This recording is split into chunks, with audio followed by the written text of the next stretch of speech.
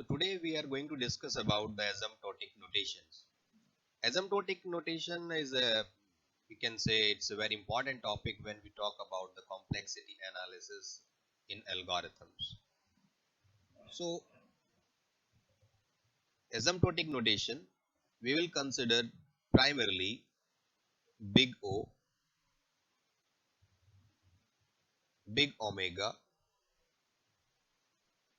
and big theta.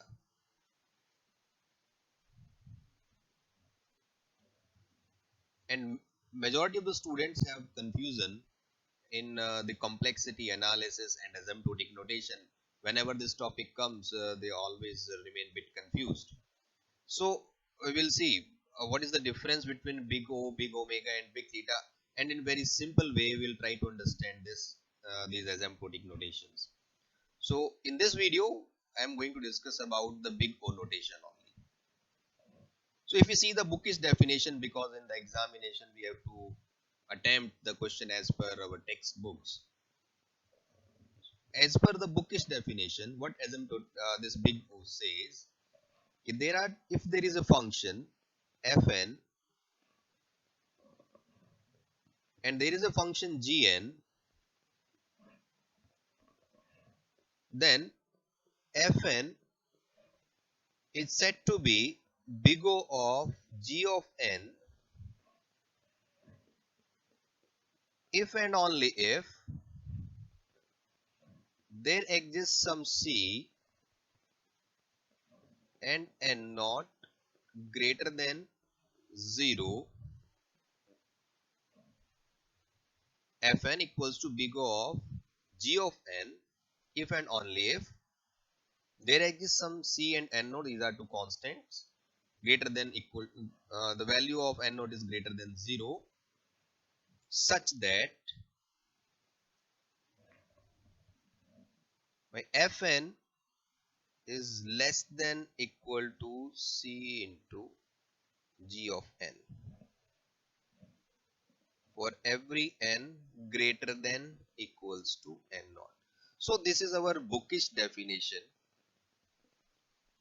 It seems to be kind of confusing, but let's try to understand what does it mean in very simple words.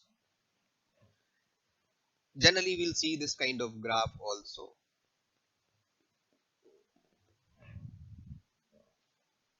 Okay, here we have n. N is the size of the input. N is basically, or you can say it's the input, and t is the time.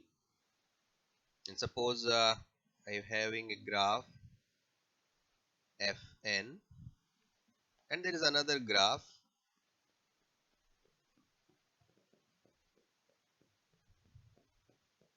gn. In this graph, we can see at this after this point, this is n naught. N equals to n naught. After this point, the value of gn is always higher than fn. So that's why I have written when n is greater than equal to n naught. After this point, my n is greater than equal to n naught. It is greater than n naught. At this point, it is equal.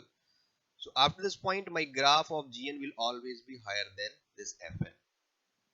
If it is so, then we call it as big O notation. Big O, upper bound, we can say.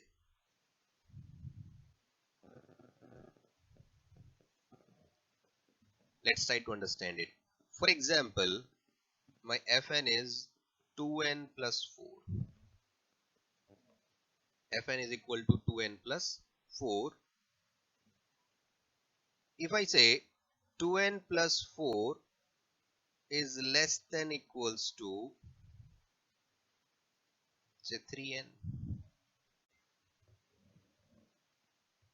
So this is my fn. Fn is 2n plus 4, which is given, and I have assumed one function gn, 3n, c into gn, where 3 is the constant and the gn value is n. Okay, so for n equals to 1, my fn value is equals to 6 and gn is 3. Therefore, fn is not less than equal to Gn. This inequality is not holding. Now let's try it for n equals to 2. When n is equals to 2, my fn value will be 2 to the 4, 4 plus 4, 8 is less than equal to 6. Again, my fn is not less than equal to gn. Let's try it for n equals to 3. When n is equals to 3, 3 to the 6 plus 4, 10 is not less than equal to 3 3 is 9. But when n is equals to 4, this fn 4 to the 8 plus 4, 12 is now less than equal to 4 3 is 12. So now my inequality is holding good. So at this point of time, I can say when n is equals to 4, fn is less than equal to g of n, c into gn. So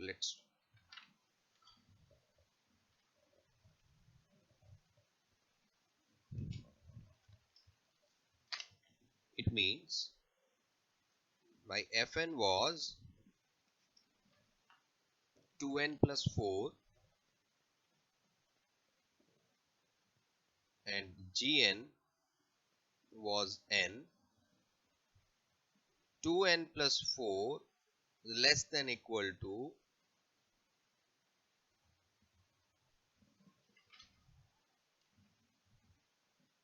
3 into n. When n is equals to 4, this inequality is holding good. Let's try it for n equals to 5. When n is equals to 5, this fn is 5 to the 10 plus 4. It's 14 is less than equal to 15. So now it is holding good. For n equals to 4, fn and c into gn, they were equal. But now this fn, this is c into gn. My fn is now less than equal to c into gn.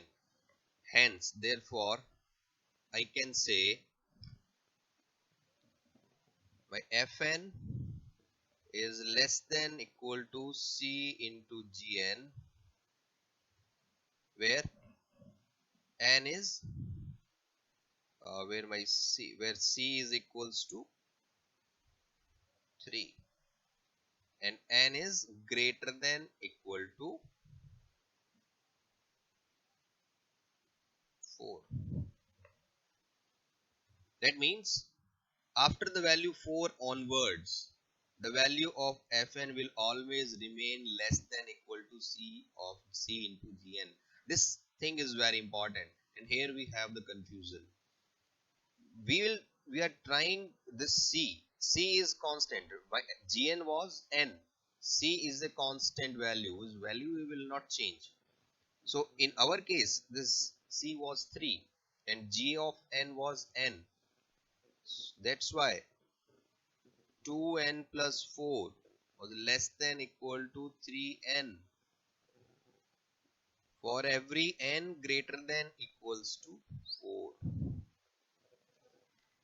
If you see the graph, this situation means here n is equals to 4. After n is equals to n naught value is 4. Okay, it means when n is equals to greater than equal to 4, this situation will always remain true. That means my fn will always be less than g of n. Okay, so if it is so, then I can say if the situation happens, in that case, this my definition. Let's go back to the definition. If I'm able to prove fn is less than equal to c into gn for some n is greater than equal to n. Not in our example, it was n is greater than equal to 4. In that case, I can say fn equals to big O of g of n. Therefore, my Fn equals to big O of C into Gn. My Gn was n of n. Let's take another example.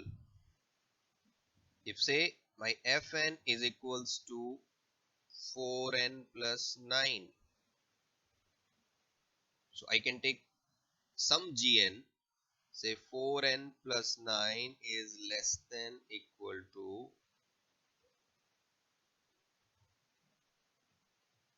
13n for every n greater than equal to 1. Yes, we can take it. 13 is the constant, C into Gn. Yes, I can say my Fn is big O of n.